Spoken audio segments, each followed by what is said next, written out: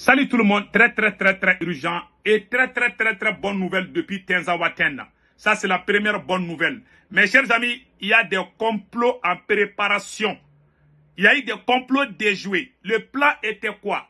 Djadja, l'attaque de Tinzaouatène contre les forces armées maliennes était désignée à reprendre la ville de Kidal, la région de Kidal. Djadja, ils avaient préparé la prise de Kidal. L'objectif était de prendre Kidal et puis donner l'indépendance à ces indépendantistes. Je vais vous montrer la vidéo où on a une sœur qui décortique tout.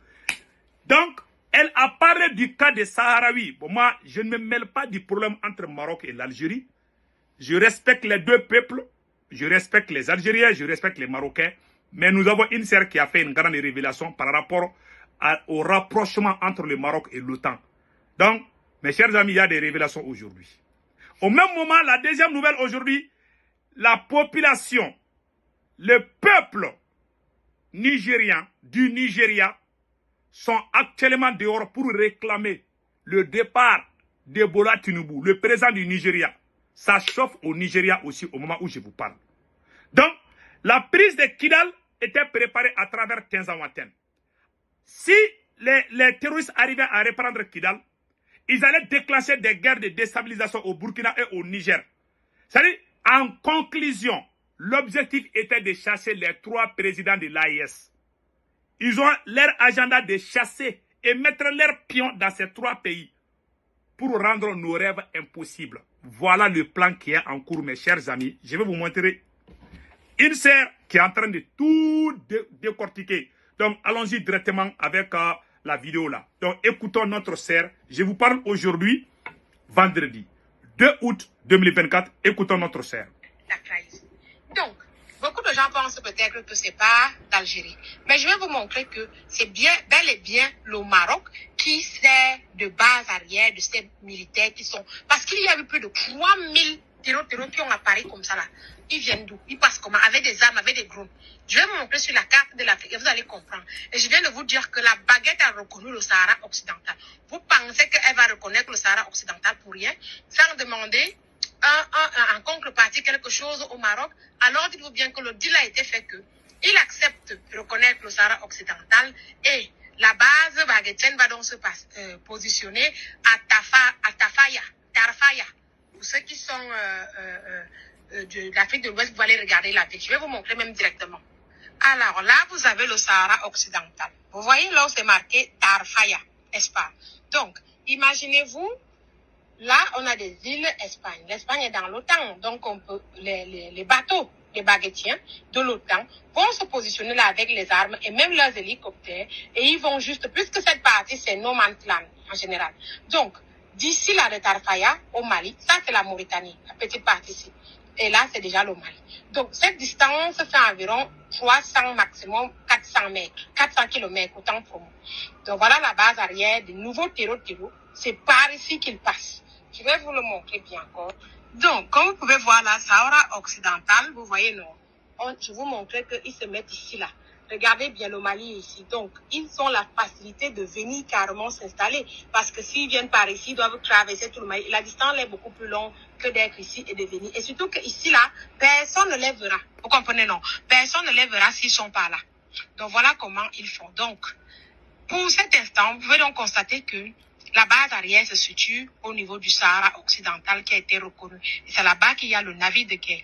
Et le plan, c'est quoi? Le plan qu'ils ont était simple.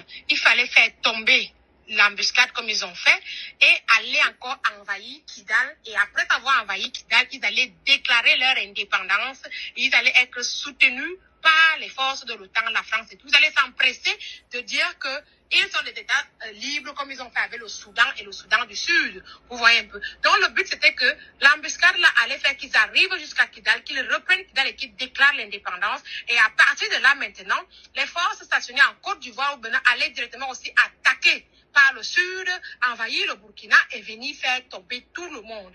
C'était exactement leur plan. Mais comme ça n'a pas marché parce que les femmes et les forces de l'AS ont compris, et surtout pas pour envoyer aussi des avions et tout, pour pouvoir ratisser la zone, et on dit merci à Papo pour se dire là qu'il a été assez vigilant parce qu'on avait besoin de ces armes-là. Donc à partir de là, vous comprenez que les gars avaient l'intention. Ce n'est pas pour rien que le narratif des baguettiers a changé. Ils ne les appellent plus terroristes, ils les appellent séparatistes. Un séparatiste a donc, entre parenthèses, des droits pour déclarer l'indépendance. Et surtout que, vous savez déjà, je ne vous explique rien, que le nord du Mali est actuellement le pays qui a le plus de pétrole. C'est illimité leurs ressources. Et j'avais déjà fait une vidéo dans mon autre compte en vous disant que Sonatrach exploitait ce pétrole-là illégalement. Vous vous rappelez, Sonatrach, c'est pour les Algériens et tout. Vous le savez.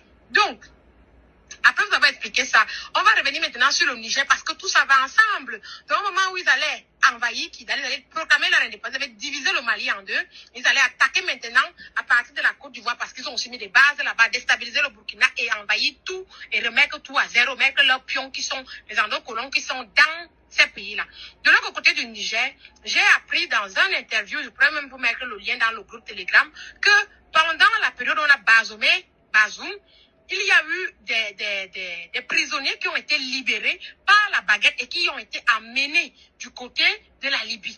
Et ces prisonniers-là, maintenant, sont en train de se préparer pour attaquer le régime de Papa Tiani. Et ils sont aussi soutenus par les forces de l'OTAN. Donc, au même moment, ils vont attaquer le Niger, ils vont attaquer. C'est-à-dire que les gars veulent faire la technique de Sun Tzu du cobra. C'est du cobra ou bien du boa. Envahir les trois et brim. Et dès qu'ils vous fragilent, et dites-vous bien que les forces de l'OTAN là, ce sont bien des soldats baguettiens, des soldats ndjaman, des soldats italiens, des soldats pizza, tous ces soldats-là, des Arméniens, des Al-Qaïda, ils sont tous. Ils ne vont pas rester dans l'AS, ils vont aller dans tous les pays d'Afrique où ils disent qu'il y a les Russes pour venir nous déstabiliser. Donc les gars, la situation est... Voilà. Notre sœur a parlé. Donc mes chers amis, vous avez tous écouté. Le plan était de chasser les trois présidents. Ils n'ont pas encore fini. Ils voulaient mettre le feu et le sang au Sahel. C'était ça leur plan. Le capitaine l'a dit il y a longtemps. Le capitaine dit que préparons-nous. C'est une guerre de haute intensité. Le capitaine Ibrahim Traoré a dit ça. C'est une guerre de haute intensité. Le capitaine l'a dit il y a longtemps. Donc, restons très vigilants et faisons beaucoup attention. Parce que ces gens-là, ils ne vont jamais nous laisser. Je vous ai dit, je répète. Le capitaine l'a dit. Moi, je vous répète encore. Cette guerre-là ne va pas finir. Écoutons le capitaine. Le capitaine avait perdu ça là. Écoutons. De haute intensité. C'est à vous, chef, officier militaire. Prenez ça en compte. Commencez à vous préparer pour la guerre de haute intensité. J'espère que je me fais comprendre. Ce n'est pas uniquement du terrorisme. Ouvrez l'œil. C'est beaucoup plus que ça. C'est une guerre de décolonisation.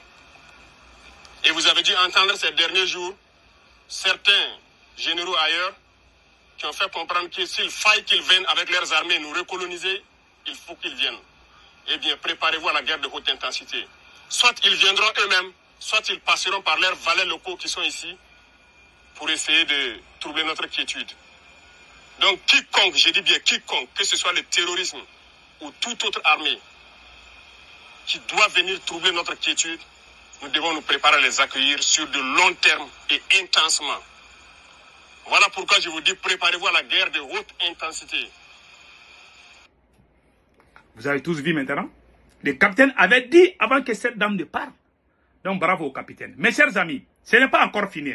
Sur le cas du Mali, voilà une autre révélation que je vais vous montrer.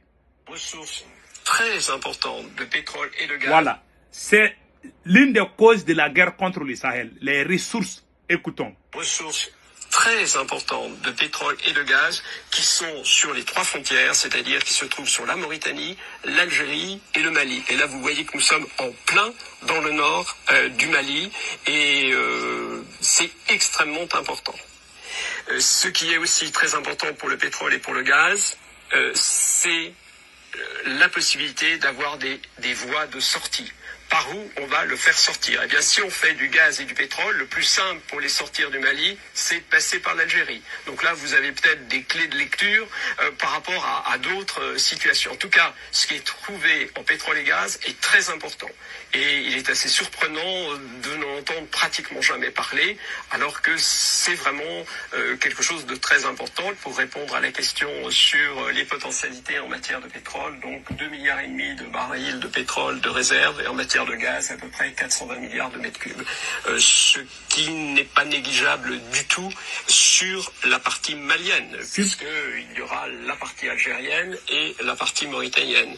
Donc ça donne là quand même un ensemble très important et cela explique qu'il faille, si on est intéressé par la région, qu'il faille s'entendre aussi avec l'Algérie, mais s'entendre également avec la Mauritanie. Vous avez vu maintenant? Voilà. Vous avez tous entendu maintenant. Donc, c'est un problème des ressources. Ce n'est pas caché. Donc, mes chers amis, que Dieu protège les peuples de l'AES. Je vous dis, depuis Tenzin-Ouattara, beaucoup de chefs terroristes sont allés se cacher en Algérie. Donc, ils sont allés se cacher en Algérie, on vient d'apprendre ça. Donc, l'armée malienne est en train de bien bastonner là-bas. Là. Jusqu'à maintenant, là, au moment où je vous parle, là, ça choque. Et puis, ce qui est surprenant dans cette affaire, les génimes là, de Iyadagali, il y a même, comment on appelle là, une bagarre entre les terroristes là. Donc, les génimes là disent que ce sont eux qui ont fait le combat là. Que pourquoi on ne les remercie pas. Mais on va faire ça dans une autre vidéo. Je vais bien préparer ça. Donc, mes chers amis, allons-y au Nigeria. Ça chauffe au Nigeria. Au moment où je vous parle, ça chauffe au Nigeria. Mes chers amis, voilà. Je vais vous montrer ce qui se passe au Nigeria. I want to thank you. La police nigériane, voilà. La police nigériane vient d'intervenir pour soutenir les manifestants. Voilà les manifestants au Nigeria avec les drapeaux russes.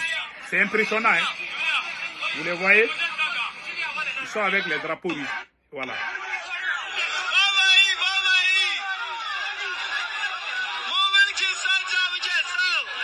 Voilà. Les manifestations ont pourtant démarré dans le calme. Voilà. Donc maintenant, il y a les chefs de police. I want to thank you for the cooperation I got from you yesterday. I cannot thank you enough.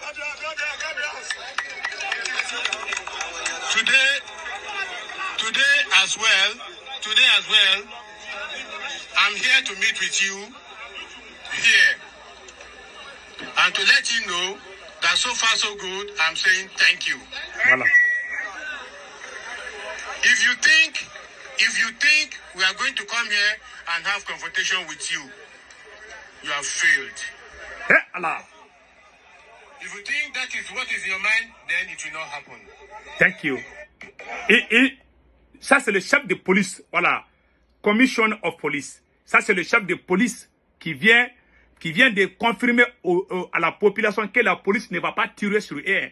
Que la police n'est pas l'ennemi d'eux. Qu'ils sont libres de sortir pour manifester. Que la police ne va pas intervenir. Au début, la police avait intervenu. Donc, le chef de police est en train de parler. C'est en anglais. Il dit que non. Si vous pensez que nous, les policiers, nous sommes là pour vous confronter, vous avez échoué. Nous, on ne va pas vous empêcher de faire ce que vous voulez. Seulement, il ne faut pas casser les choses. Voilà, entre autres. Que Dieu protège le peuple de l'AES. Passez excellent week-end. Ciao, ciao.